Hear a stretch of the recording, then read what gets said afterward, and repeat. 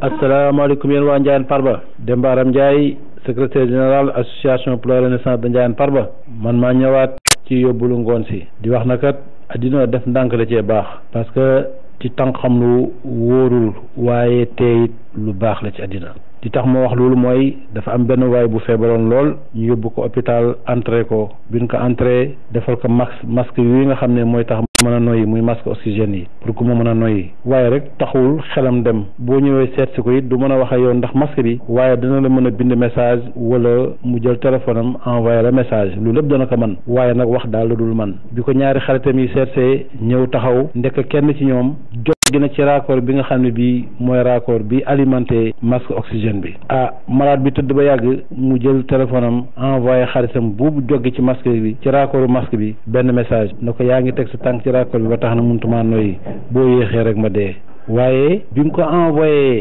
xaritam bi message bi xaritam bi gis na rek portable bi def na ko alerte maanaam xam nga bu la envoyé message da nga koy daal di sentir sa téléphone parce que day def benn message day sonné xaritam bi dégg na portable bi sonné waaye taxul mu seet ko mu bàyyi noonu rek fi ñuy waxee malade ba yàgg rek malade bi wujj suñu borom bi malade bi wujjee suñu borom ñoom ñi ko doon seet si daal di génn dem woo infirmière bi bi ñu ñëwee seet si infirmière bi ne ko ñun kat malade bi ñu doon seet si wax ak moom ba yàgg rek mu wujj suñu borom infirmière bi ñëw gis na malade bi daal dina faatu ñu évacuer leen waa ji xaritam bi mu demee ba këram génne portable am bi ci la gis ne message bi doon sonné bi mu nekkee ci hôpital bi di seet si xaritam bi nekk xaritam bi moo ko envoyé message wax ko na ko yaa ngi jog ci raccord bi te boo yéexee ma dee kon nga gis ne tànk xam lu dafa wóorul yéen waa Ndiayène Farba li ma leen di ñaan mooy amul benn message bu leen di envoyé ngeen di ko tànk xam lu wóorul parce que bu fekkee ne nit ki daf la envoyé message jëlal sa temps nga xool message bi moo gën a wóor waaye naan non xaaral ba ma am jot ak wala kii de taluma ko